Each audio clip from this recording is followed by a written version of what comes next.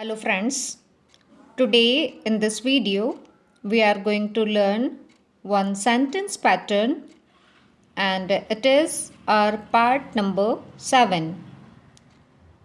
So I welcome you all in my YouTube channel Maya Mori.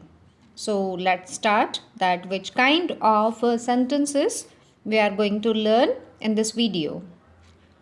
Friends हम अपनी day to day life में बहुत सारे sentences इस टाइप से बोलते हैं हिंदी में लाइक उसने होमवर्क कर लिया था, मम्मी ने कॉफ़ी बना दी थी, अंकल ने गिफ्ट खरीद लिया था, पापा ने न्यूज़पेपर पढ़ लिया था, उन्होंने वर्क दे दिया था। मीन्स अगर हम हैबिचुअल हैं कुछ सेंटेंसेस इस टाइप से बोलने के कि जिनका एंडिंग चुका था, चुकी थी या चुके थे इनसे हो रहा है, और अगर हमारा स्टाइल कुछ इस टाइप से बोलने का है, लिया था, दिया था या फिर किया था। ओके, तो अगर हम कुछ सेंटेंसेस अगर बोल रहे हैं और उसका एंडिंग इस टाइप से हो रहा है, सो आज का ये सेंटेंस पैटर्न पार्ट 7 हमारे लिए फ्रूटफुल रहेगा, बिकॉज इसी टाइप के सेंटेंसेस को किस टाइप से इंग्लिश में फ्रेम किया जाता है आज इस वीडियो के थ्रू हम सीखने वाले हैं। So let's start. ओके, हम ऑलरेडी बात कर चुके हैं कि आज हम किस टाइप के सेंटेंसेस फ्रेम करना सीखेंगे। सो फॉर दैट पर्पस ये जो ब्लैक लाइन में आपको जो वर्ड्स दिख रहे हैं like subject, had, action third, आज का हमारा पैटर्न यही है। सबसे फर्स्ट हमें सेंटेंस में जो कि हम हिंदी में बोलते हैं उसमें हमें रिकॉग्नाइज करना होगा कि हमारा सब्जेक्ट क्या है। ओके, आफ्टर इट हमें हैड का यूज़ करना है और फिर उसके बाद हम एक्शन का थर्ड फॉर्मेशन यूज़ करेंगे।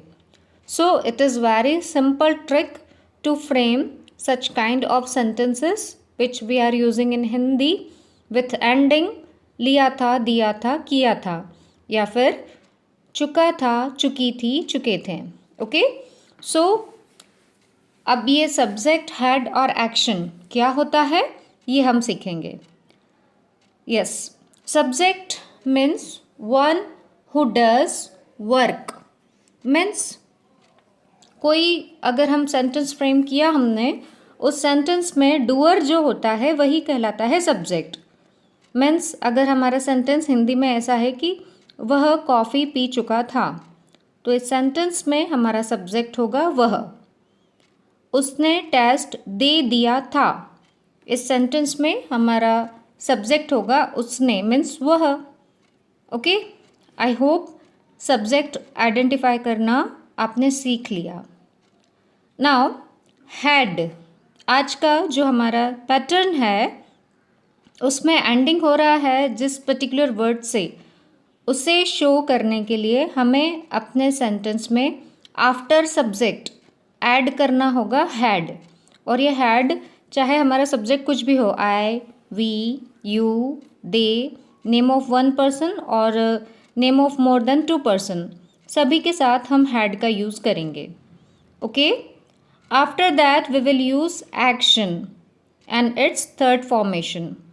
अब एक्शन क्या होती है? हमारी डेली लाइफ में हम जो भी एक्टिविटीज़ करते हैं उसमें जो भी एक्टिविटी हम कर रहे हैं वही हमारी एक्शन होती है।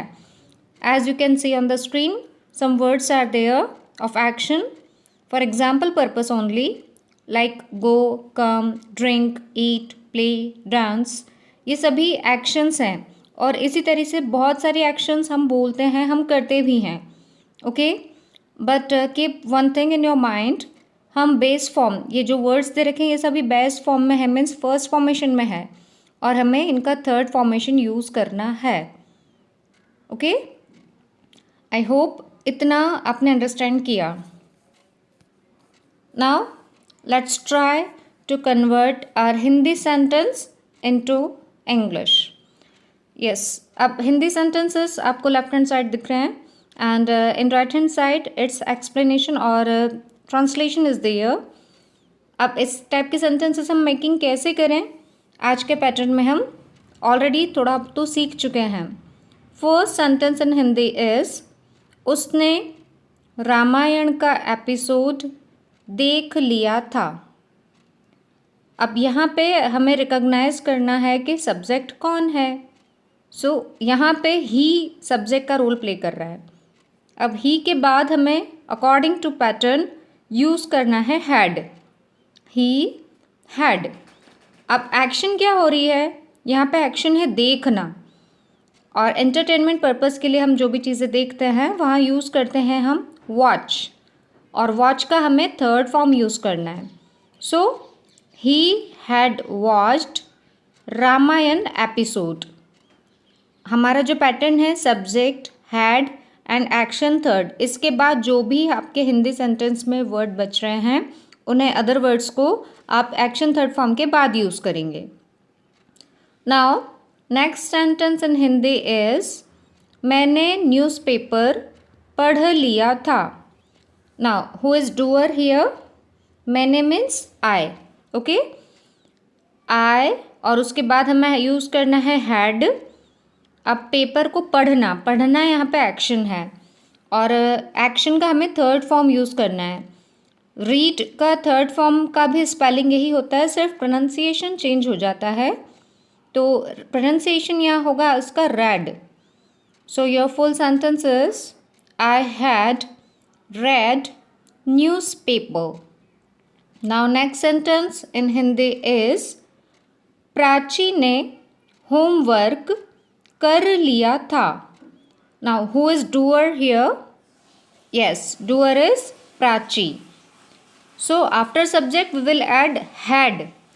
प्राची हैड. अब यहाँ एक्शन क्या है, एक्शन इज करना. करना मीन्स डू, और डू का थर्ड फॉर्म हम यूज़ करेंगे डन, और जो भी अदर वर्ड बचे वो हम लास्ट में ऐड कर देंगे.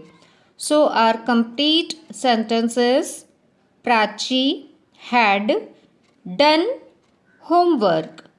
Next sentence in Hindi is प्रखर ने उत्तर दे दिया था. Now who is doer here? Yes, doer is प्रखर. After प्रखर we will add had.